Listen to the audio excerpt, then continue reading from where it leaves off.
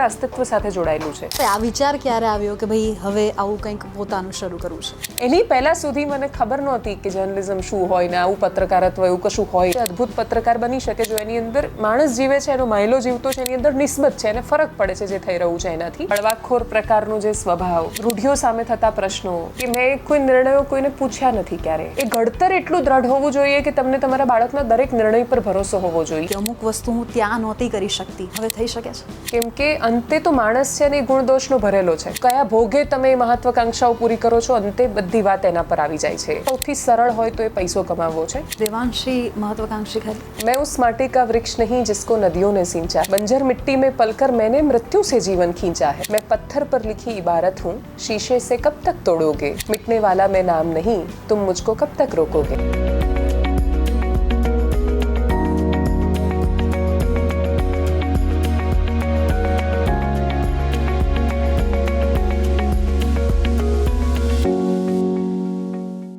નમસ્કાર, આપ જોઈ રહ્યા છો અમારી ખાસ રજૂઆત સદાબહાર લમ્હે. હું છું આપની સાથે બંસી રાજપૂત.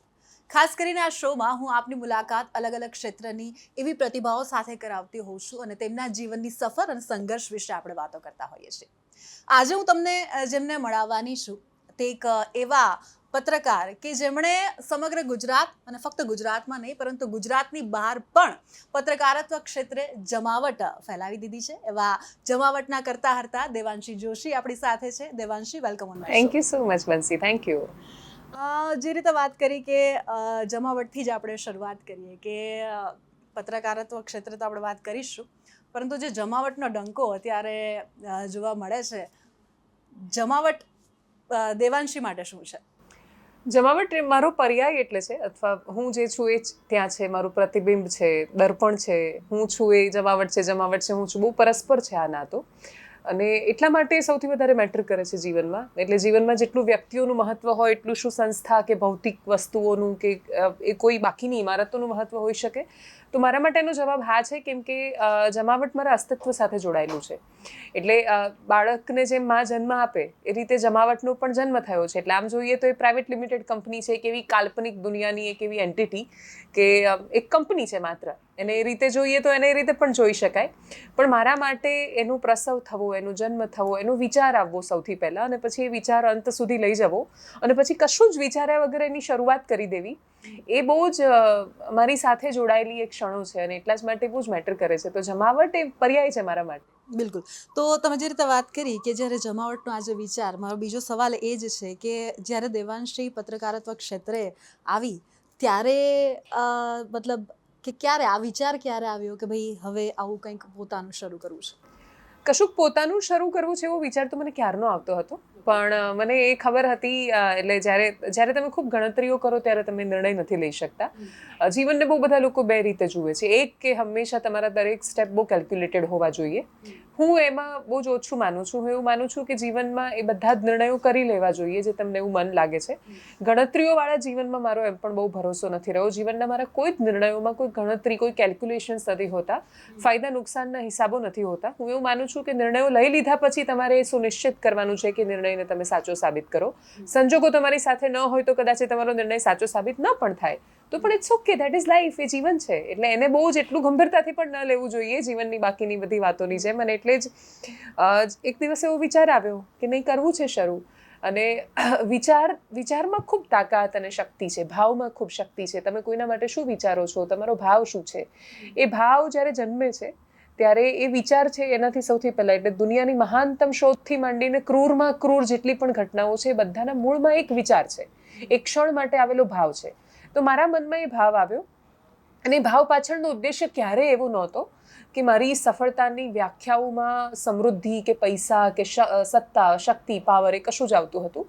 એ ભાવમાં બહુ શુદ્ધતા હતી કે મારે કશુંક એવું કરવું છે જે મને એવું લાગે છે કે હું અહીંયા નથી કરી શકતી. અને એટલે એ જ્યારે વિચાર આવ્યો ત્યારે પછી એ વિચારે પ્રેરી મને, અને પછી સફર જ્યાં લઈને આવી ત્યાં પહોંચ્યા આજે અહીંયા. એટલે જે રીતે વાત કરી તમે કે સંઘર્ષ પણ ખૂબ કરવો પડ્યો હશે. હા, એ બહુ સ્વાભાવિક છે. એટલે અત્યારે આપણે જોઈએ ત્યારે આપણને એવું લાગે કે સંઘર્ષ કરવો પડ્યો હશે, જ્યારે પાછળ જોઈએ ત્યારે કરતી વખતે મોટાભાગે માણસને ખબર જ નથી હોતી કે સ્ટ્રગલ કરે છે. એ એના માટે જીવન છે, અને જીવનની બધાની બહુ જ અલગ અલગ વ્યાખ્યાઓ છે. એટલે તમે ખરેખર કન્સ્ટ્રક્શન સાઇટ પર કામ કરતા મજૂરને જઈને પૂછશો કે શું તમે સ્ટ્રગલ કરી રહ્યા છો, તો એ કહેશે એટલે શું. એને તમે પૂછશો કે શું આ તમારા જીવનનો આ સંઘર્ષવાળો સમય, એ ત્યાંથી બધા માણસો એટલા પ્રિવિલેજ નથી હોતા, અથવા જીવન દરેક માણસને એટલો અવસર નથી આપતું કે એને 10 વર્ષ પછી કોઈ એવું પૂછે કે 10 વર્ષ પહેલાં તમે જ્યારે આ કરતા હતા ત્યારે એ સંઘર્ષવાળો સમય કેવો હતો. તો હું બહુ જ ગ્રેટફુલ છું લાઈફ માટે કે લાઈફે મને એટલો પ્રિવિલેજ આપ્યો છે, કુદરતે એટલું આપ્યું છે કે મને 10 વર્ષ પછી કોઈ પૂછી રહ્યું છે કે સંઘર્ષવાળો સમય હતો. બાકી જીવે તો બધા જ છે, જે બાકી બધા જીવતા હતા હું એ જ જીવતી હતી, અને એમાંથી બહાર નીકળી છું. એટલે આજે હું જ્યારે જોઉં છું પાછું વળીને તો મને એવું લાગે છે કે હા, એવા અનેક સમય અથવા એવી અનેક ક્ષણો આવે છે જીવનમાં કે જ્યારે તમારી પાસે 100 કારણ હોય છે તમે જે કરી રહ્યા છો એ છોડી દેવાના. એટલે જમાવટ શરૂ થયુંથી લઈને અત્યાર સુધીમાં 2.5-3 વર્ષની આ સફર થશે, એની અંદર એવા 300 દિવસ હશે કમસે કમ કે જ્યારે મેં એવું વિચાર્યું હશે કે યાર હવે આ નહીં થાય. એવા 100 કારણની વચ્ચે તમારી પાસે એક કારણ હોય છે કે જે તમને ટકાવી રાખે છે, અને મને એવું લાગે છે કે એ કારણ પૂરતું હોય છે. તમે જ્યારે શાંતિથી આંખ બંધ કરીને વિચારો કે શરૂ કર્યું ત્યારે આનાથી વધારે કપરું હતું કે અત્યારે કપરું છે, તો જવાબ એ જ હોય છે કે શરૂઆત વધારે અઘરી હોય છે. તમે કરી લો, એના પછી તમે સ્થિતિઓને બહુ જ આધીન થઈ જાઓ છો. ક્યારેક તમારી અંદર આળસ આવી જાય છે, કદાચ તમારી અંદર એ જનૂન નથી રહેતું. એટલે તમે 3 વર્ષ પહેલાં જેટલી તીવ્રતા સાથે લડતા હતા, તમારી તીવ્રતામાં કમી છે, તમારું જનૂન ઓછું થયું છે, તમારું ઉદ્દેશ્ય છે એ ધૂંધળું થઈ ગયું છે. તમે જે સ્પષ્ટતાથી જોઈ શકતા હતા એની આગળ કશુંક આવી ગયું છે, આડશ આવી ગઈ છે બધી. તો તમારું દાયિત્વ શું છે? તમે બધું ભૂલીને રોકાઈ જાઓ, એને સંઘર્ષ માનીને બસ હવે થાકી ગઈ એવું માનીને હથિયાર હેઠા મૂકી દો, કે પછી એવું વિચારો કે મારું કામ છે જે આગળ બધું ધૂંધળું થઈ ગયું છે હું એને સાફ કરું. એટલે ચશ્માની આગળ પણ મોઇશ્ચર આવી જાય તો આપણે કેટલી સરળતાથી આમ સાફ કરી દઈએ છીએ ચશ્માને, આપણને દેખાય છે આંખોમાં ખરાબી નહોતી તો આગળ કશુંક છે કે આવી ગયું હતું. તો મને એવું ખૂબ બધી વાર લાગ્યું ને એટલી વાર હું એ આડશ હટાવી શકી, અને પછી મને એવું લાગ્યું કે થઈ શકે છે. શરૂઆતો અઘરી હોય છે, શરૂ કર્યા પછી એને સાતત્ય સાથે ટકાવી રાખવું એ બહુ જ અઘરું છે, કેમ કે તમારું મન સાથે નથી હોતું. પણ જો તમે મનને જીતી લો એકવાર અને તમે એના પર ટકીને રહી જાઓ તો તમે કરી શકો છો. તો દેવાંશી માટે હંમેશાથી નક્કી હતું કે પત્રકાર બનવું છે? ના, હંમેશાથી નક્કી નહોતું. એટલે જીવનમાં જે મારા એક મિત્ર કહે છે ક્ષણ બહુ મહત્વની હોય છે. એટલે હું એવું માનું છું કે દરેકના જીવનમાં એવી ક્ષણો આવે છે અને એ ક્ષણ તમને ક્યાંક લઈ જાય છે. એટલે આપણે દરેક જ્યારે કોઈ પણ વ્યક્તિ પાછળ ફરીને જોશે ત્યારે એનું લાગશે કે એની પાસે બહુ બધા વળાંક હતા, લેફ્ટ અને રાઈટ ટર્ન આવતા હોય છે. મને નથી ખબર મેં લેફ્ટ ટર્ન લીધો હોત તો હું ક્યાં જતી, કે રાઈટ લીધો તો ક્યાં જતી, પણ મેં જે વળાંકો લીધા એ વળાંકોની સફરથી હું અહીંયા છું. એટલે કોલેજમાં લાસ્ટ યરમાં હતી, મારે 2-3 આઈડિયાઝ વિચારી રહી હતી કે કાં તો જીનેટિક્સ કરવું છે, માઇક્રોબાયોલોજીની સ્ટુડન્ટ રહી હતી, કાં તો ફોરેન્સિકમાં ભણવા જઈશ, કાં તો એવું વિચાર્યું હતું કે માઇક્રોબાયોલોજીનું આગળ ભણવા માટે બીજા કોઈ દેશમાં જઈશ. આ બધાની વચ્ચે એન્વાયરમેન્ટલ સાયન્સ ભણવું હતું. 4-5 ઓપ્શન વિચારતા એક બુક લઈને આવી કે કયા ઓપ્શન છે, શું કરી શકાય. અને અચાનક જ એક પાનું ખુલ્યું અને એ પાનું કહેતું હતું કે જર્નલિઝમ કરવું જોઈએ. અને પછી મેં વાંચ્યું કે આ શું હોય. એની પહેલાં સુધી મને ખબર નહોતી કે જર્નલિઝમ શું હોય ને આવું પત્રકારત્વ એવું કશું હોય, આવું કંઈ એક્ઝિસ્ટ કરે છે આ દુનિયામાં, એ મને નહોતી ખબર. ટીવીમાં જ્યારે સમાચાર વાંચતી છોકરીઓને કે પછી રિપોર્ટિંગ કરતા બધા લોકોને જોયા હતા ત્યારે ખબર હતી કે લોકો કશુંક અલગ ને સરસ કરી રહ્યા છે. એ શું કરે છે, કે કેવી રીતે કરી શકાય, કે આ બધું ક્યાંથી ચાલે, આ દુનિયા ક્યાં હોય એ ખબર નહોતી. એનાથી બહુ જ અજાણ અને બહુ દૂર હતી. સ્નાન સૂતકના એ સંબંધો નહોતા, પરિવારમાં એ કોઈને ખબર નહોતી, 7 પેઢીઓમાં એ કોઈને ખબર નહોતી, આખા ગામમાં એ ખબર નહોતી, અને કદાચ જિલ્લામાં એટલી સમજણ નહોતી. અને એ વખતે જ્યારે વાંચ્યું તો મને થયું કે યાર આ બધું તો મને ફાવે છે, મતલબ મને રસ છે, મને ભાષા મતલબ વાંચવું ગમે છે, સાહિત્ય ગમે છે. મને એવું લાગે છે કે મારી અંદર એ નિસ્બત પહેલાંથી હતી. પત્રકારત્વ પછી શરૂ કર્યું, પણ પત્રકારત્વના જે પાઠ છે એ જીવનના પાઠ છે. પત્રકારત્વ અને જીવન બે બહુ અલગ નથી. એટલે કોઈ પણ સામાન્ય માણસ છે અદ્ભુત પત્રકાર બની શકે જો એની અંદર માણસ જીવે છે, એનો માયલો જીવતો છે, એની અંદર નિસ્બત છે, એને ફરક પડે છે જે થઈ રહ્યું છે એનાથી. તો એ પ્રકારે તો મારું ઘડતર પહેલેથી એ રીતે થયું છે કે આ દુનિયાના કોઈ પણ ખૂણામાં બનતી ઘટના એ મને અસર કરે છે, મને ફરક પાડે છે, અને મને એ સમજાવે છે, એ શીખવે છે કે જો મારી આંખો આગળ કશું ખોટું થઈ રહ્યું છે તો એ બોલવું એ મારી જવાબદારી છે, મારું કર્તવ્ય છે. એટલી સ્પષ્ટતા હતી ને પછી એ વાંચ્યું અને પછી અચાનક જ ખબર નહીં મન બદલાઈ ગયું. એવું વિચાર્યું કે આ કરવું છે, અને આ કરવું છે એવું વિચાર્યું ને કરી દીધું. બસ આટલું જ સરળ હતું મારા માટે કે હું આ 4 લાઈન લઈને બેઠી છું, એના વિશે વાંચવા માટે આમ રિસર્ચ કરી રહી છું અને અચાનક જ એક ક્ષણમાં મન બદલાઈ જાય છે અને પછી એ ટર્ન બીજો લઈ લીધો. એટલે એ પેલો ટર્ન લીધો હોત તો ક્યાં હોત એ મને નથી ખબર, સારું ખરાબ સાચું ખોટું કશું જ નથી ખબર, પણ એ ટર્ન ત્યાં ન લીધો ને અહીંયા લીધો ને પછી અહીંયા છું. તો એ જમાવટની દેવાંશી જોશીને તો બધા જ ઓળખે છે કે જે કોઈ પણ મુદ્દો કે લોકોના એ પ્રશ્નોને જે વાંચા આપે છે અને એ જે મુદ્દાને પકડે એને એક સોલ્યુશન સુધી તો પહોંચાડી જ દે છે.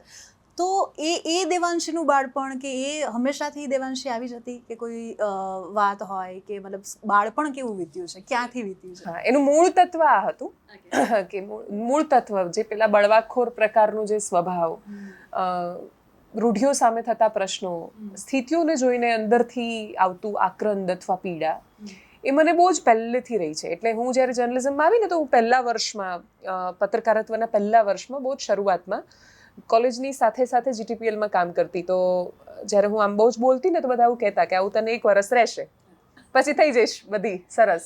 એટલે આજે પણ મને 10 વર્ષે બધા આવું જ કહે છે. અને કોઈ મને જ્યારે આવું કહે ને કે કંઈ વાંધો નહીં, આજે આવું છે તો 10 વર્ષ પછી તું પણ ટેવાઈ જઈશ, ત્યારે મને એ વાતની બહુ શાંતિ થાય છે કે હું 10 વર્ષ પહેલાંય મને બધા આવું જ કહેતા હતા. મને જે બાકીના માણસોને અન્યાયની જે આદત પડી જાય અને પછી એવું માને કે આ જ જીવન છે, મને એની આદત નથી પડતી.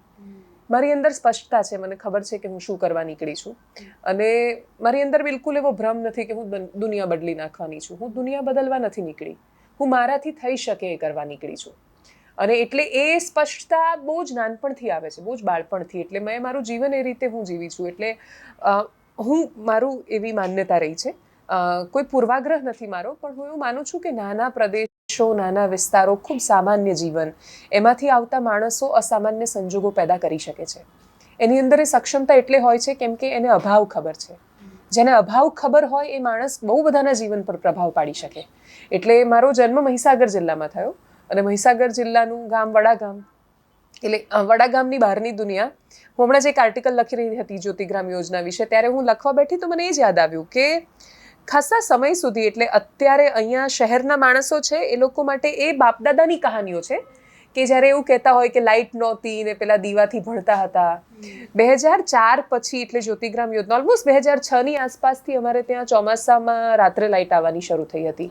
બાકી એની પહેલા સુધી તો અમારા વિસ્તારોમાં લાઇટ નહોતી આવતી અને બીજું કોઈ દિવસ ફરિયાદ પણ નહોતી એની. એનું કારણ એ હતું કે જોયું જ નહોતું કે લાઇટ હોય, ખબર જ નહોતી કે એવી કોઈ દુનિયા છે કે જે રાત્રે આટલી બધી લાઇટ ચાલે છે. અને એ દુનિયાથી મને આજે બહુ ફરિયાદ છે કે બહુ કારણ વગર લાઇટ ચાલે છે આટલી વધારે, કેમ કે એના વગરનું જીવન પણ કેટલું સરસ હોઈ શકે. એટલે મારું એ સરસ મજાનું મહીસાગરનું ગામડું ને એ જ શાળાએ જવાનું ખૂબ વર્ષો સુધી એવી ખબર નહોતી અને એવું સમજણ નહોતું. એટલે આજકાલ મારો દીકરો છે ને, એ ચપ્પલ વગર ક્યાંય જાય ને તો એને તરત ટોકે અથવા આ કર.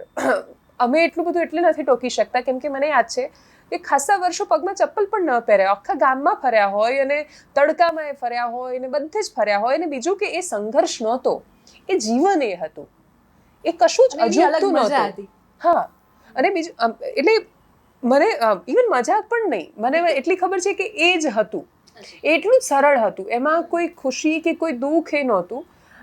આસપાસના માણસો પણ કોઈ એવા નહોતા કે જે બહુ અલગ પ્રકારનું જીવન જીવતા હોય. એટલે દુઃખની સમાનતા બધે સરખી હતી. અને સારી વાત એ હતી કે દુઃખ છે એ ખબર નહોતી એટલે લાગતું નહોતું. અને એટલું સરસ, પણ એના બધાની વચ્ચે એનું જે મૂળ તત્વ છે એ મારા ઘરે એટલે સરસ જળવાયેલું રહ્યું કેમ કે મારા મમ્મી પપ્પાનું વાતાવરણ મને મળ્યું. અને મારા પપ્પા ત્યાં એ આસપાસના વિસ્તારનું ખૂબ જાણીતું નામ, અને આધ્યાત્મિક રીતે એમનો સંસર્ગ કરવા, એમની સાથે વાત કરવા માટે ખૂબ બધા માણસો આવે એમને ત્યાં. એટલે મારા ઘરે આજે પણ દરરોજ યજ્ઞ થાય ને, એ યજ્ઞ મારી મમ્મી કરે. અને એની જ્યારે યજ્ઞમાં પૂર્ણાહુતિ થાય ને પછી એનું ફળ જ્યારે અર્પણ કરવાનું હોય ત્યારે એવું બોલાય કે સમષ્ટિનું કલ્યાણ થજો. એટલે આખી સૃષ્ટિ માટે જે યજ્ઞનું ફળ અર્પણ કરી શકે. એટલે યજ્ઞ થાય પણ પછી એ કશુંક મેળવવા માટેનો યજ્ઞ ન હોય કે આ કર્યું છે એટલે અમને કંઈક પુણ્ય આપે ભગવાન ને પછી એ પુણ્ય મારા 2-4 છોકરાઓમાં હું વહેંચી દઉં ને પછી 7 પેઢીઓ ખુશ થાય. એટલું સીમિત નથી જીવનને, એટલા સીમિત દ્રષ્ટિકોણથી મેં ક્યારેય જોયું જ નથી. એટલે આ જીવન મારું છે ને મારે મારા પરિવારનો વિચાર કરવાનો છે ને એમને કશું કાપીને જવાનું છે 7 પેઢીઓ ખાય એટલું. એ જીવનનો ઉદ્દેશ્ય પહેલેથી નથી રહ્યો કેમ કે એ મારા પપ્પાનો નથી રહ્યો, એમના પપ્પાનો નથી રહ્યો.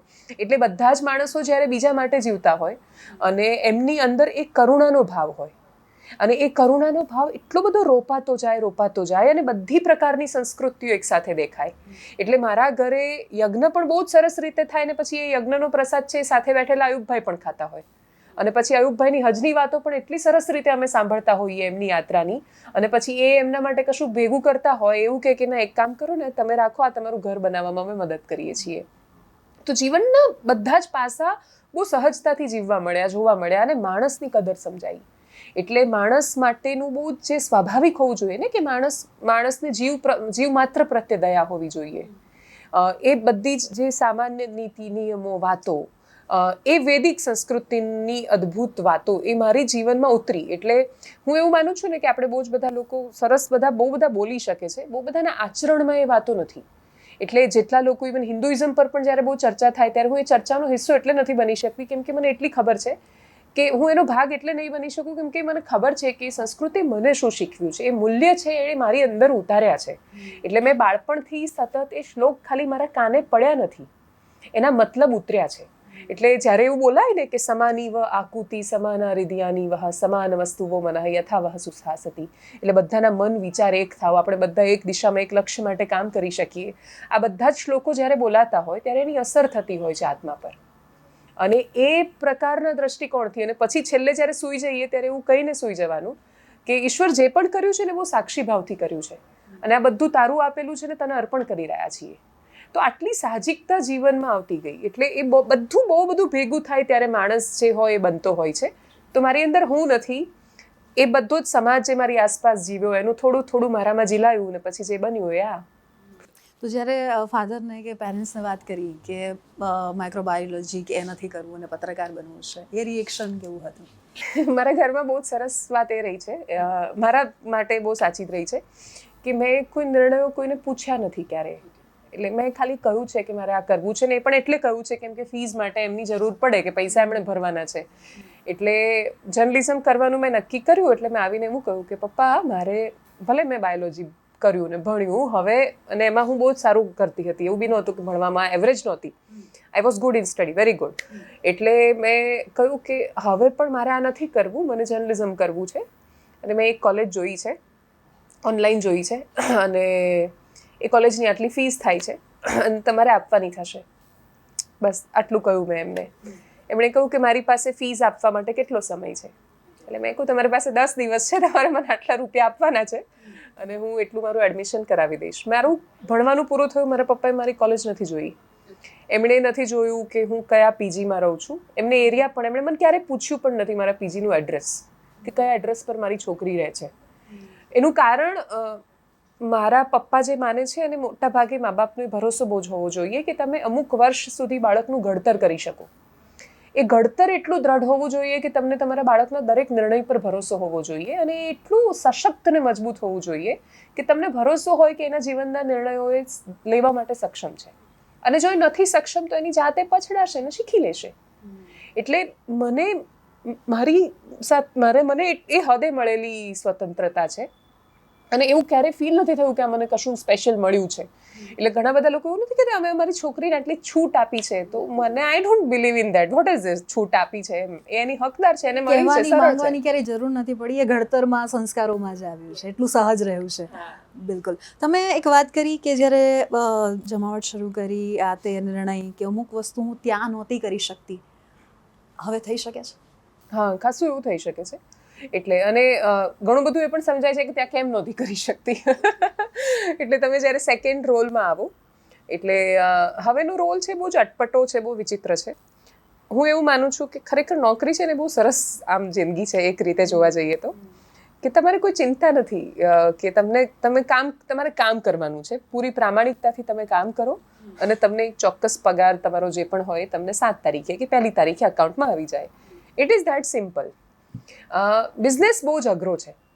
આમ બહુ જ સરસ છે, તમે તમારો શેડ્યુલ જાતે નક્કી કરો છો, તમારે હોલિડેઝ તમારા મૂડ પ્રમાણે, તમારી તબિયત પ્રમાણે, તમારે કોઈને પૂછવાનું નથી, તમે કોઈને જવાબદેહ નથી, પણ તમે પોતાને જવાબદેહ છો એટલા માટે કેમ કે you are suppose to pay a salary on that fix date. અને મને એક વાતનું ખૂબ ગૌરવ છે, એટલે મેં મીડિયાની ખૂબ બધી સંસ્થાઓ જોઈ છે ને એવા બધા માલિકો જોયા છે કે જે ખૂબ પૈસાવાળા છે, એમને કોઈ જગ્યાએ ક્યારેય 7 પેઢીમાં ખૂટે એમ નથી ને તોય પગાર 7 મહિને નથી કરતા અમુક વાર. અને ખરેખર નાના માણસોનો પગાર ખાઈ જાય છે અમુક વાર. અને આટલા બધા પૈસા હોય ને જે એ લોકો ખાઈ જાય, એ લોકોને કેમના પચતા હશે ખબર નથી. બહુ જ નાની સંસ્થા છે જમાવટ. આજ દિન સુધી 7 ની 8 નથી થઈ સેલરીમાં. એટલે રવિવાર હોય તો રવિવારે, એટલે જાતે જ કરવાની છે ઘરે બેઠા બેઠા, એટલે એપ્લિકેશનમાંથી, એટલે it is not that tough also. તો એ કરી શક્યાનો મને બહુ સંતોષ છે. રોલ બહુ જ મિક્સ થઈ ગયા છે, એટલે એવું પ્રયત્ન કરવો પડે છે કે બે નિર્ણયો ભેગા ન થાય, કોન્ફ્લિક્ટ ન થાય.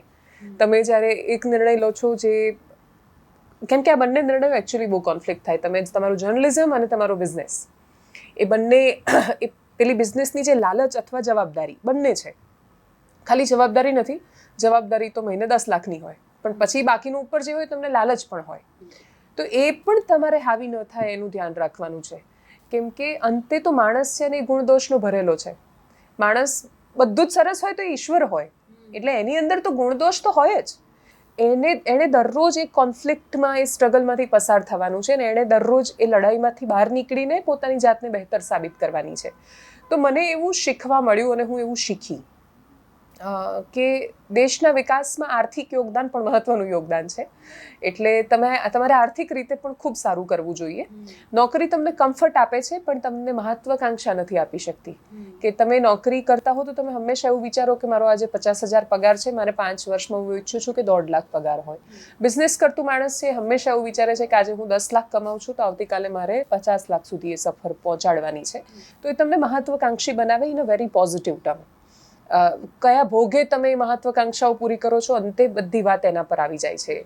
તો એક એનો ફાયદો થયો મને. હું શીખી રહી છું. I am not that good business person, પણ હું ધીરે ધીરે આજુબાજુના માણસોને મળું છું તો હું શીખી રહી છું કે સારી રીતે પણ બિઝનેસ થઈ શકે છે. કોન્ફ્લિક્ટ ઓફ ઇન્ટરેસ્ટ તો આવે જ છે, અને એમાં મોટા ભાગે જો કોઈ ભોગ લેવાતો હોય તો શરૂઆતના સમયમાં મને એવું લાગ્યું 1.5-2 વર્ષમાં કે મેં ભોગ હંમેશા બિઝનેસનો લીધો. હવે મને ક્યારેક એવું લાગે છે કે sometimes if I compromise something, તો મને એવું લાગે છે કે હું કોઈ ઘણી બધી વાર મને એવું લાગે છે કે જર્નલિઝમ અથવા મારી અંદરનો જર્નલિસ્ટ છે પણ કોમ્પ્રોમાઇઝ કરતો હશે. હું પ્રયત્ન કરું છું એ ન કરવાનો, પણ હું પૂરી સફળ નથી એમાં.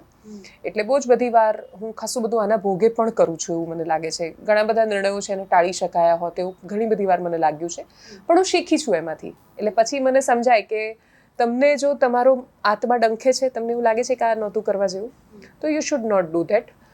એક પ્રકારનું જર્નલિઝમ જે એક્સટોર્શનના નામ પર ચાલે છે, ને એમાં કોઈ મોટા નાનાનો ભેદભાવ નથી. એ કે આ જાહેરાત નહીં આપો તો આ ન્યૂઝ ચલાવી દઈશું, તો હું એવું માનું છું કે વ્હાઇટ કોલર ખંડણી છે, બીજું કશું જ નથી. અને એ દાઉદમાં ને પત્રકારમાં કોઈ વિશેષ ફરક નથી, પણ એ પણ ચાલી રહ્યું છે. અને એ દરેકનું પોતાની સમજણ છે એની.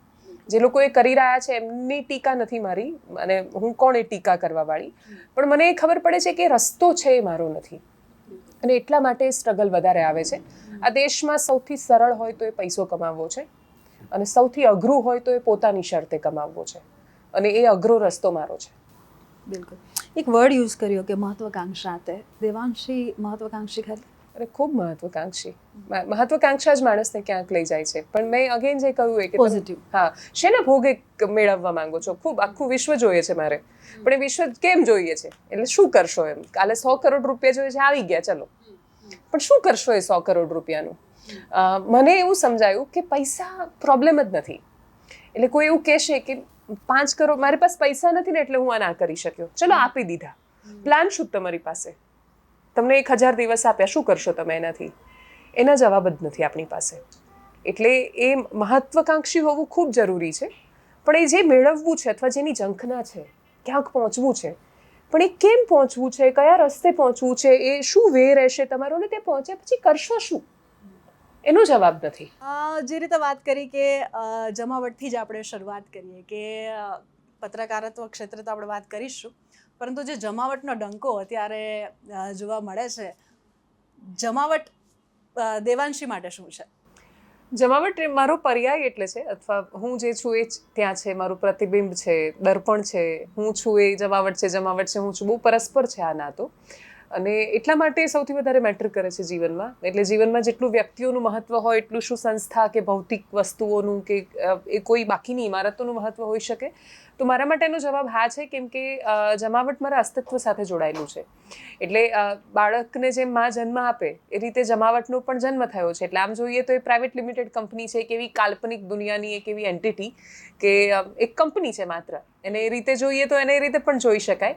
પણ મારા માટે એનું પ્રસવ થવો, એનો જન્મ થવો, એનો વિચાર આવવો સૌથી પહેલાં, અને પછી એ વિચાર અંત સુધી લઈ જવો, અને પછી કશું જ વિચાર્યા વગર એની શરૂઆત કરી દેવી, એ બહુ જ મારી સાથે જોડાયેલી એક ક્ષણો છે, અને એટલા જ માટે બહુ જ મેટર કરે છે. તો જમાવટ એ પર્યાય છે મારા માટે. સવાલ એટલા માટે કરવાની જરૂર પડી કારણ કે એક તો પત્રકારત્વનું ક્ષેત્ર, સાથે ઘણા બધા આપણે આજે પણ ભલે પત્રકારો છે પરંતુ સવાલ એટલા ખુલીને નથી પૂછી શકતા.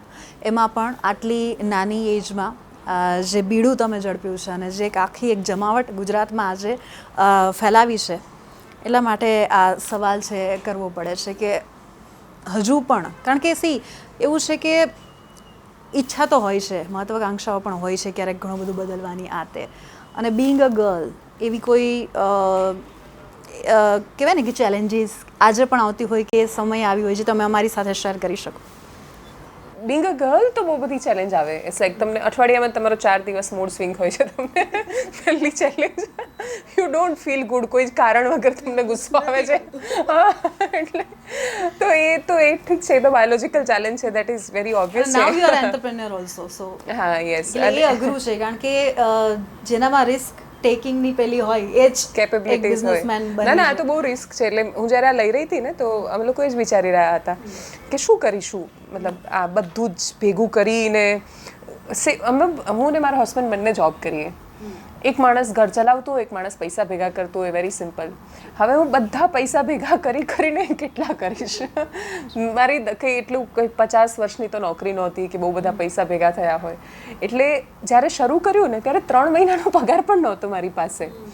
પણ એ વખતે એવું વિચાર્યું કે શરૂ કરીશું, પછી શું થશે? નાટક સફળ થાય, દર્શકો સ્વીકારી લે તો એ આખી દુનિયામાં પહોંચે, અને નિષ્ફળ થાય તો પડદો પડી જાય. પણ પડદો પૂરો થઈ જવાથી એ પાત્રો થોડા મરી જવાના છે. એટલે મને એ વિશ્વાસ હતો કે જો ક્ષમતા છે અને ઉદ્દેશ્ય બહુ સરસ છે, તો આખી સમષ્ટિ તમારા કલ્યાણમાં જોડાઈ જતી હોય છે. એટલે તમે જ્યારે મારો આશય મને બહુ ખબર હતી કે હું શું કરવા માંગુ છું એ, તો એટલે આખું ગુજરાત જોડાયું એમાં. એટલે જમાવટને હું જોઉં છું ને આજે, તો જમાવટ દેવાંશી ના કરી શકે. It's not possible. એક છોકરી કે જેની પાસે આમ કોઈ રિસોર્સિસ નથી, કોઈ ફંડ નથી, કોઈ એવી ઓળખાણો નથી, અને તોય એટલે થઈ શકે છે કેમ કે દરેક માણસો જોડાયા છે એની અંદર. એટલા બધા દર્શકો જે આજે પણ ખૂબ બધા લોકો સંપર્કમાં પણ છે, એ ખૂબ પ્રેમથી પત્રો જ્યારે મોકલે, એમને બધું ખબર છે કે આ વખતે દેવાંશીબેન આ વાક્ય બોલ્યા હતા, આ વખતે એમણે દુષ્યંત કુમારનો આ શેર કયો હતો, આ શોમાં એમણે રામધારી દિનકરની આ કવિતા કહી હતી. એમને બધી જ ખબર છે. એ એટલી બધી વાતોનું ધ્યાન રાખે છે કે જે દિવસે હું બહુ ઉદાસ છું અથવા મારો મૂડ સારો નથી, તો એ પ્રયત્ન કરે છે જાણવાનું કે મને શું થયું છે. એમને ફરક પડે છે. એટલે એટલો બધો પ્રેમ કરે ને જ્યારે કોઈ માણસ, તો એ પ્રેમ તમને બહુ સશક્ત બનાવે. તો એ પ્રેમ છે, એ ભરોસો છે. અને બીજું કે એ ગુજરાતની અંદરથી નીકળતી આગ અથવા એ ચિનગારી છે કે જે બધા કહેતા હતા, બધાની અંદર ફરિયાદો હતી કે યાર કોઈક તો બોલો, કેમ ચૂપ બેઠા છો? બધા જ આજુબાજુ શોધતા હતા કે કોઈક બોલશે, પણ કોઈક બોલ્યું તો બધાએ એને આંગળી કરીને ચૂપ નહીં કરાવ્યું. કોઈક બોલ્યું તો બધા ઊભા રહ્યા સાથે. એટલે જમાવટ બોલ્યું, અને જમાવટને જો બધાએ ચૂપ કરાવી દીધું હોત તો જમાવટ ચૂપ થઈ ગયું હોત, ન હોત એની ચર્ચા. પણ માત્ર કોઈનું બોલવું જરૂરી નથી, એ બોલવાવાળાની સાથે ઊભા રહેલા માણસો. પેલું વીણીભાઈ પુરોહિતની રચના છે ને કે આપણામાંથી કોઈક તો જાગે, કોઈ ના જાગે તો તું જાગે, ને તું જાગે તો તું જાગે. એટલે કોઈક તો જાગે, તો એ કોઈક તો જાગે, તો કોઈક જાગ્યું તો બાકી બધા ઊભા રહ્યા સાથે. તો એ બધું જ મને એવું લાગે છે કે ભેગું થયું, અને ધેટ ઇઝ એ અદ્ભુત બૂસ્ટ આપે. એટલે મેં જ્યારે પહેલું લાઈવ હું જ્યારે કરી રહી હતી ને એના પછી, અને જેટલા બધા માણસો જોયા ને તે દિવસે મેં જોયું, પહેલાં ઇલેક્શનના રિઝલ્ટ હતા, અને ગુજરાતની ખૂબ બધી ન્યૂઝ ચેનલ્સ કરતા. એટલે ઉદાહરણ તરીકે જો કોઈકને 5,000 માણસો લાઈવ જોઈ રહ્યા છે, કોઈકને 7,000 જોઈ રહ્યા છે, જમાવટને 24,000 લોકો લાઈવ જોઈ રહ્યા હતા એ વખતે યુટ્યુબ પર. એ વખતે તો આઈ વોઝ લાઈક કે કોઈ મારે ત્યાં દર 3 સેકન્ડે સ્ક્રીન નથી બદલાઈ જતી. મારે ત્યાં કોઈ પીસીઆરનો સેટઅપ નથી. એક સ્ટ્રીમ યાર્ડમાં હું આગળ બેસીને બસ બોલ્યા કરું છું કન્ટિન્યુ. કોઈ વિઝ્યુઅલ નથી આવતા, ગ્રાફિક્સ નથી આવતા, ફ્રેમ નથી. અને સૌથી ખતરનાક એટલે કસોટી કેવી લેવાય એમ કે અમે ઇલેક્શન ડિક્લેર થઈ રહ્યા છે, હું લાઈવમાં બેઠી છું ને લાઇટ જતી રહી ઓફિસમાં. લાઇટ જતી રહી તો શું કરશો તમે? કંઈ નહીં. એ વખતે તો જનરેટરે નહોતું, એના પૈસા નહોતા. તો પછી લેપટોપ લઈને આમ ચાલતા બહાર જતી રહી અને બહારથી લાઈવ કર્યું. શું ફરક પડે છે? એ થોડા સ્ક્રીન જોવા માટે, એ દર્શક સ્ક્રીન જોવા નહોતો આવ્યો, દર્શક કન્ટેન્ટ જોવા માટે આવ્યો હતો, એ સાંભળવા આવ્યો હતો, એ નિષ્પક્ષ વાત સાંભળવા આવ્યો હતો. અને એ જ્યારે એ સાંભળવા આવ્યો ને એને એવું લાગ્યું ને કે અહીંયા સંભળાય છે, તો બહુ જ બધી અમારી પાસે, મને મારું ફર્સ્ટ ઇલેક્શનનું રિઝલ્ટ હજી યાદ છે 2022નું. અમે લોકોએ છે ને લો ગાર્ડનમાંથી પેલા સરસ ભરત ગૂંથણવાળા પડદા નથી આવતા ઘરમાં લગાવવાના, એ લાવ્યા, પાછળ લગાવ્યા. ગુજરાતી ફીલ આપવા માટે ક્રોમા ક્યાં કરવાના હતા, કોઈ ગ્રાફિક્સ નથી કરી શકવાના, કોઈ કંઈ જ નથી કરી શકવાના. પાછળ એ લગાવીને આગળ બેસી ગયા, નીચે બેઠા કે જેથી લાંબો સમય કન્ટિન્યુ બેસી શકીએ. એટલે નીચે બેઠા, પલાઠી વાળીને બેઠા, આમ નીચે અહીંયા આ રીતે ટેબલ હોય આગળ એમ લેપટોપ મૂક્યું અને એ રીતે લાઈવ કર્યું. અને આખો દિવસ લાઈવ કર્યું અને આખા દિવસમાં ટોટલ ભેગા થઈને કરોડો માણસોએ જોયું. તો જરૂરી છે ટીવી માટે દર 3 સેકન્ડે સ્ક્રીન બદલવીને પહેલાં બ્રેકિંગ આપી દેવાના? મારી સામે 10 ચેનલ ચાલુ હતી અલગ અલગ રીતે, એટલે એક લેપટોપમાં 2 ટીવીમાં, એ રીતે. મારી પાસે 33 જિલ્લામાં રિપોર્ટર નથી. મને ન્યૂઝ કોણ આપતું હતું? કમેન્ટમાં દર્શકો આપી રહ્યા હતા. એટલે અથવા કોઈ મને મેસેજ કરી રહ્યું હતું કે બેન અમારા જિલ્લામાં આ થયું છે, બેન અમારા જિલ્લામાં આ જગ્યાએ આ આગળ છે, આ જગ્યાએ આ આગળ છે. તો 33 જિલ્લામાં ને હવે તો લગભગ તાલુકામાં બધાની પાસે ટીમ ને રિપોર્ટર છે. મારી પાસે એક પણ જિલ્લામાં રિપોર્ટર નથી અને તોય અમે સમાચાર આપી શક્યા. એનું કારણ એ કે દરેક જિલ્લામાં, દરેક વિધાનસભા ક્ષેત્રમાં દર્શકો હતા જમાવટના. એ ન્યૂઝ તમે જે રીતે વાત કરી ને કે લોકો એવું ઈચ્છતા હતા કે કોઈ બોલે, અને એક છોકરી, એક દેવાંશી અવાજ ઉઠાવ્યો છે, અને આજે આટલા બધા લોકો, અને કહેવામાં મને બિલકુલ અતિશયોક્તિ નથી લાગતી કે આજે ગુજરાતમાં ખરેખર મારી હંમેશાથી એક ફરિયાદ હતી કે લોકો પત્રકાર બનવા નથી માગતા, કે લોકોના ક્ષેત્રમાં આવવું નથી. પરંતુ જમાવટે શરૂઆત કરી છે અને અનેક લોકો માટે દરવાજા ખોલ્યા છે કે નહીં, આવી કોઈ સંસ્થા છે કે આવું પણ થઈ શકે છે. એ યુથને, એ લોકોને જો કંઈ કહેવા માગતા હોય તો હું એમને એવું કહેવા માંગીશ કે તમે શું કરવા માંગો છો એની સ્પષ્ટતા લાવો. બધું જ છે આપણી પાસે. આપણી પાસે એક ક્લેરિટીનો અભાવ છે કે જીવનનો પર્પસ શું છે. આપણે બહુ જ આધ્યાત્મિક દ્રષ્ટિકોણથી એને જોઈએ છીએ, અથવા આવું કોઈ પૂછે ત્યારે એવું કહે છે કે હા ઠીક છે, આવ્યા, જીવ્યા અને મરી ગયા અને જલસા કર્યા. તો એ બધું તો છે જ, અને એ બધું બહુ બાય પ્રોડક્ટ છે જીવનમાં સાથે સાથે જતી. પણ જો તમને એટલું સમજાશે કે તમે ખાલી જન્મ્યા તમારી આસપાસના 4-5 માણસો માટે નથી, તમને એવું લાગે છે કે તમને ફરક પડી રહ્યો છે દુનિયામાં થતી દરેક વાતોથી, તમને ફરિયાદો રહે છે, તમને એવું લાગે છે. બીજું બહુ જ મોટી વાત, આપણે બહુ યુવાન દેશ છીએ ને આપણે એવું બહુ ગર્વથી કહીએ છીએ કે 35 વર્ષની ઉંમરવાળા આપણે ત્યાં દેશમાં સૌથી વધારે માણસો છે, અને એટલે આપણે દુનિયાનો સૌથી યુવાન દેશ છીએ. તો યુવાની કરી શું રહી છે? તો કે પબજી રમે છે, રીલ્સ જુએ છે, સોશિયલ મીડિયા પર બધું ફોરવર્ડ કરે છે. એને કંઈ જ પડી નથી. એને પોતાના એમએલએનું નામ નથી ખબર, એની ત્રેવડ નથી કે એને જઈને એવું પૂછે કે તે કામ શું કર્યું ભાઈ. એ પોતાના કોર્પોરેટરને નથી ઓળખતા, નગર, નળ, ગટર ને રસ્તા, એના માટે એ સવાલ નથી કરી શકતા, પણ એ ડોનાલ્ડ ટ્રમ્પની રીલ શેર કરે છે અને એના વિશે વાત કરી શકે છે. તો દંભી રાષ્ટ્રભક્તિમાંથી બહાર આવવાની જરૂર છે. એટલે હું યુવાનોને એટલું કહીશ કે ખૂબ પ્રેમ કરો પોતાના દેશને, પણ આઈ લવ માય ઇન્ડિયા લખવાથી કે પછી સોશિયલ મીડિયા પર તિરંગાનું ડીપી રાખી દેવાથી દેશને પ્રેમ નથી થતો. દેશને પ્રેમ થાય છે એને પ્રામાણિક રહેવામાં, રસ્તા પર કચરો ન ફેંકવામાં, થૂંકવામાં નહીં, પાણી બચાવવામાં, બહુ જ નાની નાની વાતોમાં આપણે દેશભક્ત બની શકીએ છીએ. એટલે આપણે જ્યારે હકોની વાત કરીએ છીએ તો પેલા ફરજો પણ નિભાવવી પડે એક નાગરિક તરીકેની. અને ખાસ કરીને એક સવાલ જે રહી જાય છે કે આ જ્યારે મતલબ આપણે કોઈ એક મિશન સાથે કે કોઈ પણ વ્યક્તિ જ્યારે બહાર નીકળતું હોય ત્યારે પરિવારનો કે જીવનસાથીનો જે સાથ છે એ ખૂબ જ મહત્વપૂર્ણ બની જતો હોય છે. એના વિશે તમે કઈ વાત કરવા માંગો? સંકેત વિશે વાત કરવાની છે. સંકેત વગર તો મને એવું નથી લાગતું કે સફર કોઈ શક્ય હોય. એટલા માટે કેમ કે એક જ જગ્યા એવી હોય. મા બાપની સામે પણ હું બહુ જ એવી રહી છું કે એમને પણ નિર્ણયોમાં મેં બહુ મોટા ભાગે એવા સહભાગી નથી બનાવ્યા. કશું જ કર્યું છે જીવનમાં તો મેં કરી દીધું છે. કોઈ એક જ માણસ છે કે જે મારા જીવનના દરેક નિર્ણયોમાં, એટલે પ્રોફેશનલ નિર્ણયોમાં જો સતત સાથે રહ્યું હોય તો એ સંકેત રહ્યો છે. અને એટલે હું હંમેશા અમને બંનેને એ રીતે એક્સપ્લેન કરું ઘણીવાર કે we are not just husband and wife, we are beyond the it. અમે લોકો પાર્ટનર્સ છીએ. એટલે અમે લોકો કંપનીમાં ઓફિશિયલ પાર્ટનર છે એ વાળા પાર્ટનર નહીં, અમે લોકો જીવનમાં પણ એકચ્યુઅલી પાર્ટનર છીએ. અમે હસબન્ડ ને વાઇફ તરીકે કદાચ ક્યારેક સારા ખરાબ હોઈ શકીએ, કદાચ અમારી વચ્ચે પણ ઓન ઓફ ફેઝ આવ્યા કરે, કદાચ અમારી વચ્ચે પણ ખૂબ બધા કોન્ફ્લિક્ટ્સ હોય, અસહમતિઓ હોય, તણાવ હોય, પણ એ હસબન્ડ ને વાઇફવાળામાં હોય છે.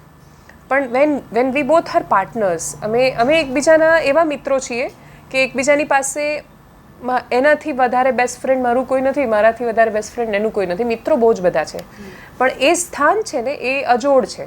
એટલે પેલા બે તારાઓ ના હોય આકાશમાં કે જે બ્રહ્માંડમાં યુગોથી આમ સાથે જ છે, કેટલાય એમણે પરિવર્તનો જોયા છે અને પૃથ્વી બનતી ને તૂટતી ને વિનાશ થતી જોઈ છે ને તોય એ ત્યાં છે.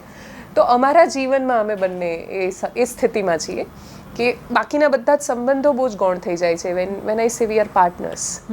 અને સાથે સાથે હું બચ્ચાની પણ વાત કરીશ કે જે રીતે કે ટિપિકલ મોમની જે એના માટે પણ સપનાઓ જોયા છે કે મતલબ એની કોઈ ફરિયાદો હોય છે કે શું છે? હા ના, એની કોઈ ફરિયાદો નથી. એ ખૂબ પ્રેમ કરે છે મને. એટલો નાનો છોકરો, મને એવું સમજાય છે કે બાળકો એટલા જલ્દી મેચ્યોર મોટા થઈ જાય છે. અમે હમણાં જ ઝઘડી રહ્યા હતા, હું ને મારો હસબન્ડ ખૂબ ઝઘડી રહ્યા હતા, તો અચાનક જ એ આવ્યો. એટલે હજી ગઈકાલે છે. પછી મારો હાથ લીધો, સંકેતનો હાથ લીધો, બંનેનો હાથ એકબીજાને આપી દીધો અને પછી કે ચલો મમ્મી પપ્પા એકબીજાને આઈ લવ યુ કહી દો. તો એટલો હાઈ પીચ પર ઝઘડો ચાલી રહ્યો હતો. એવું સભાનતા પણ ના રહી કે એ જોશે, એ સાંભળશે, કંઈ જ નહીં. અને એ અચાનક આવ્યો. કોઈ દિવસ એને બની શકે ત્યાં સુધી અમે એના દેખતા કોઈ ઝઘડો ન કરીએ મોટા ભાગે. એ દિવસ એણે જોયું તો મને બહુ ખરાબ લાગ્યું કે કેવી રીતે રિએક્ટ કરશે, પણ દેટ્સ હાઉ હી રિએક્ટેડ. અને પછી મને સમજાયું કે બહુ નાની નાની વાતો છે એ બહુ અસર કરે છે. અમે છોટાઉદેપુર ગયા હતા તો એણે એક છોકરીને પેલું પાણીનું બેડું લઈને આવતા જોઈને બધું જોયું ને હું સ્ટોરી કરી રહી હતી, એ બધું એ સાંભળી રહ્યો હતો. બહુ જ નાનો 5 વર્ષના છોકરાને શું ખબર પડે, પણ શું ખબર પડે એ મને ઘરે આવીને દેખાયું કે હું પેલું એને ટબ ભરીને આમ કરીને નવડાવતી હતી તો એણે ના પાડી. એ કહે કે મમ્મી પેલા દીદી છે ને એમને પાણી નથી મળતું તો આપણે થોડું બગાડાય. તો અમે એનો વિડીયો બનાવ્યો હતો એ. અને પછી મેં જ્યારે આ જોયું ને તો મને એ સમજાયું કે બાળકો છે ને આપણે કહીશું એ તો નહીં કરે, એ કોઈ જનરેશન નહીં કરે ક્યારે, પણ આપણે જે કરીશું એ કરશે. આપણે જેવા છીએ એ છે, જે જોશે એ શીખશે. એટલે અને ક્યારેક નથી લાગતું કે ક્યારેક બાળકને આપણને એવું લાગતું છે કે એને આપણે મોટા કરતા હોય છે કે એને સાચવતા હોય છે, એ આપણને શીખવે છે. એણે મને ખૂબ, એટલે મને તો એવું લાગે છે કે હું માં બન્યા પછી ખાસી મેચ્યોર થઈ, બહુ બધી સમજણ આવી મારામાં. અને મને છે ને પ્રત્યેક જીવ માત્રની વધારે કદર થઈ. કેમ કે જ્યારે તમે કોઈને જન્મ આપો છો ને ત્યારે તમને જીવનની કિંમત સમજાય છે કે એક જીવનું આવવું, ઈશ્વર કેટલો મહેરબાન છે આપણા પર કે બે માણસોનું ખાલી શારીરિક રીતે ભેગું થવું એ નથી બાળકનું જન્મવું. બાળક માનસ સંતાન પણ હોય છે તમારું. એ તમારા મનના વિચારો ઝીલીને આવે છે, એ ગર્ભમાં રહે છે, એ સતત એ વાતાવરણ, એ સંવાદો એ સાંભળે છે. એ નાનું હોય 10 વર્ષ સુધીમાં તેનું ઓલમોસ્ટ બ્રેઇન ડેવલપ થઈ જાય છે. પછી આપણે એને શું શીખવવાના, એ ત્યાં સુધીમાં શીખી જાય છે. અને એ દરમિયાન એ જ્યારે બહાર આવે છે ત્યારે સમજાય છે કે જીવનની કિંમત શું. અને ઈશ્વર, બાળક જ્યારે જન્મે ને ત્યારે તમને ખબર એ ત્યારે અહેસાસ થાય કે નહીં આ દુનિયામાં ભગવાન છે અને આ દુનિયા પર હજી ભગવાનનો ભરોસો છે કે બાળકો આવી રહ્યા છે આ દુનિયામાં. તો હેતાર્થના આવ્યા પછી હું વ્યક્તિ તરીકે વધારે સેન્સિબલ થઈ. બાકી હું ઇમોશનલ હતી ખાસી બધી, કે રડી લીધું ને આગળ વધી ગયા, એવું નહીં. સેન્સિબલ થવું કે હું જરૂરી નથી કે હું એ ઘટના જોઈને રડી છું, પણ મને એ ફરક પડ્યો છે અને મારી અંદર એ સંવેદના છે કે હું પ્રયત્ન કરીશ કે એ ઘટનાઓને રોકી શકું. આપણે ત્યાં કેવું છે કે આપણે બધા ઇમોશનલ માણસો છીએ. ઘટના થાય, રડ્યા, 4 દિવસ સરસ પેલા મસ્ત વિઝ્યુઅલ બતાવ્યા, બ્લેક સ્ક્રીન કરી દીધી, મ્યુઝિક ચલાવ્યું, બધાને રડાઈ લીધા, આગળ વધી ગયા. પછી એક કોન્ક્રીટ પરિવર્તન માટે શું પ્રયત્નો કર્યા? તો કશું નહીં. તો સેન્સિબલ હોવું જરૂરી છે. અને મને એવું લાગે છે કે એ હેતાર્થના જન્મ્યા પછી હું બની વધારે. આજે આપણે 21મી સદીમાં પહોંચી ગયા છે. નારી તું નારાયણી અને સ્ત્રી સશક્તિકરણની આપણે લોકો વાતો કરતા હોઈએ છીએ, પણ આજે પણ ઘણી એવી મહિલાઓ છે, કરવું છે ઘણું, આ નથી, ઘણું બધું નડે છે, આ તે. એવી મહિલાઓને કે એ તમામ મહિલાઓ કે જે આજે ઘરની બહાર નીકળી છે એમને કંઈ કહેવા માંગતા હોય? એક સરસ કવિતા કહીશ, મને ખૂબ ગમે છે, લગભગ વિકાસ બંસલની છે. मैं उस माटी का वृक्ष नहीं जिसको नदियों ने सींचा है, बंजर मिट्टी में पलकर मैंने मृत्यु से जीवन खींचा है, मैं पत्थर पर लिखी इबारत हूँ, शीशे से कब तक तोड़ोगे, मिटने वाला मैं नाम नहीं, तुम मुझको कब तक रोकोगे. તો મને એવું લાગે છે કે તમે બંજર માટીમાં હોવ ને તોય તમે અંદરથી પાણી ખેંચીને પેલું રણમાં વૃક્ષ કેવું મોટું થાય એ રીતે થઈ શકો છો. મોટા ભાગે સમસ્યા આવી રહી છે, ઓવર પાણી અપાઈ રહ્યું છે ઘણી બધી જગ્યાએ. એમાં તો વધારે પડતું પાણી છે એ પણ વૃક્ષ છે એનાથી કોવાઈ જાય. એટલે કોઈક જગ્યાએ સાવ બંજર માટીમાંથી કોઈકને નીકળીને આવવું પડી રહ્યું છે અને કોઈક બાજુ ઓવર વોટરિંગ થઈ રહ્યું છે. એ બંનેની વચ્ચેનો તબક્કો જે દિવસે સ્ત્રીઓ માટે આવશે એ દિવસે આ દુનિયા ખૂબ સુંદર બની જશે. કે અમુક વસ્તુ હું ત્યાં નહોતી કરી શકતી, હવે થઈ શકે છે. હા, ખાસું એવું થઈ શકે છે. એટલે અને ઘણું બધું એ પણ સમજાય છે કે ત્યાં કેમ નહોતી કરી શકતી.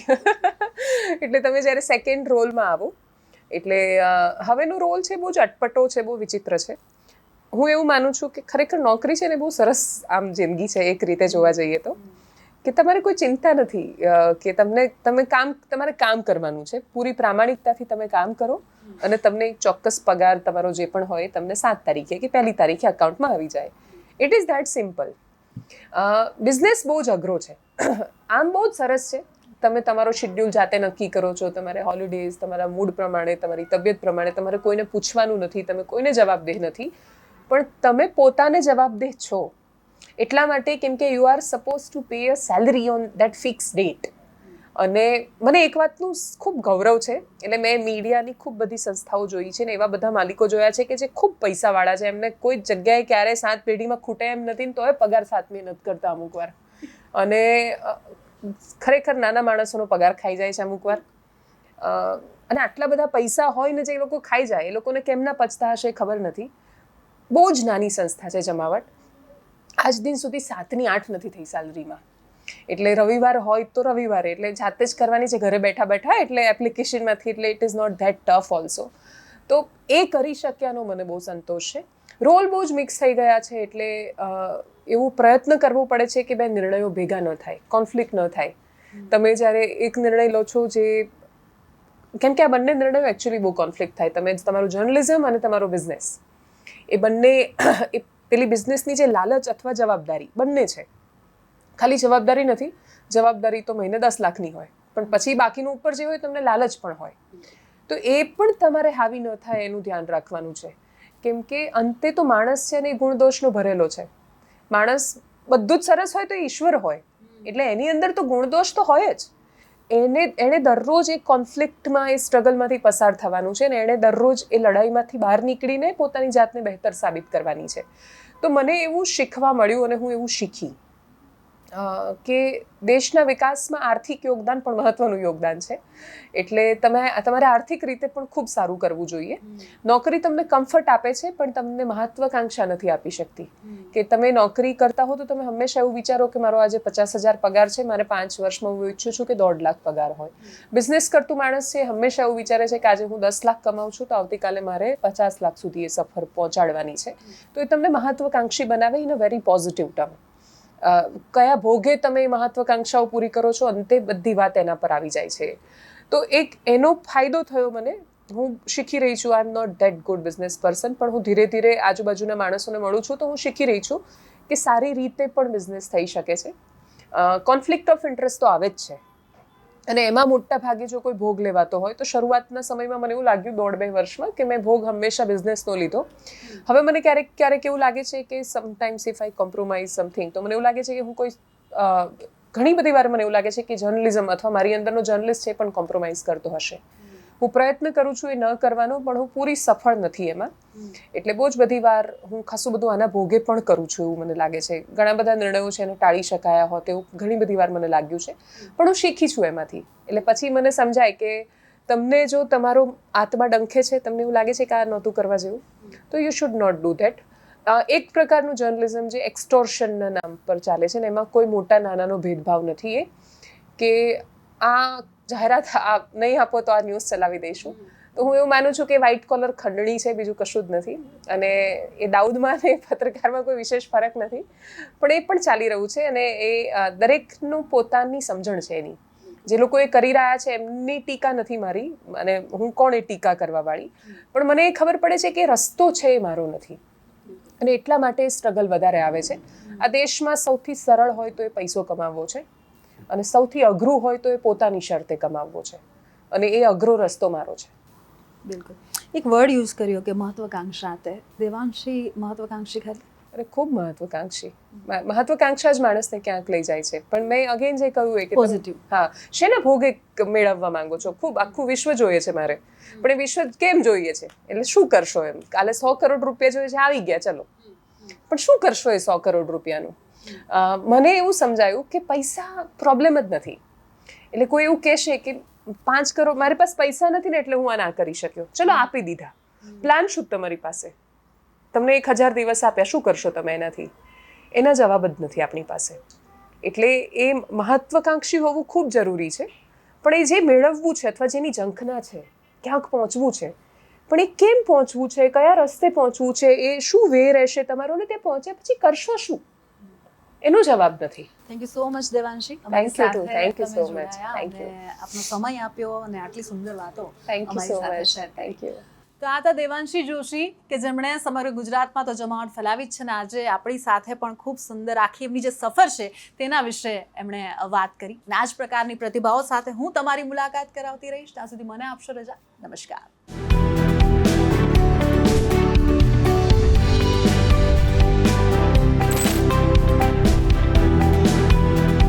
જમાવટ મારા અસ્તિત્વ સાથે જોડાયેલું છે. આ વિચાર ક્યારે આવ્યો કે ભાઈ હવે આવું કંઈક પોતાનું શરૂ કરવું છે? એની પહેલા સુધી મને ખબર નહોતી કે જર્નલિઝમ શું હોય ને આવું પત્રકારત્વ એવું કશું હોય. અદ્ભુત પત્રકાર બની શકે જો એની અંદર માણસ જીવે છે, એનો મહિલો જીવતો છે, એની અંદર નિસ્બત છે, એને ફરક પડે છે જે થઈ રહ્યું છે એનાથી. બળવાખોર પ્રકારનો જે સ્વભાવ, રૂઢિઓ સામે થતા પ્રશ્નો, કે મેં કોઈ નિર્ણયો કોઈને પૂછ્યા નથી ક્યારે. એ ઘડતર એટલું દ્રઢ હોવું જોઈએ કે તમને તમારા બાળકના દરેક નિર્ણય પર ભરોસો હોવો જોઈએ. કે અમુક વસ્તુ હું ત્યાં નહોતી કરી શકતી, હવે થઈ શકે છે. કેમ કે અંતે તો માણસ છે ને એ ગુણદોષનો ભરેલો છે. કયા ભોગે તમે એ મહત્વકાંક્ષાઓ પૂરી કરો છો, અંતે બધી વાત એના પર આવી જાય છે. સૌથી સરળ હોય તો એ પૈસો કમાવવો છે. देवांशी महत्वाकांक्षी खरी? मैं उस माटी का वृक्ष नहीं जिसको नदियों ने सींचा, बंजर मिट्टी में पलकर मैंने मृत्यु से जीवन खींचा है. मैं पत्थर पर लिखी इबारत हूँ, शीशे से कब तक तोड़ोगे, मिटने वाला मैं नाम नहीं, तुम मुझको कब तक रोकोगे.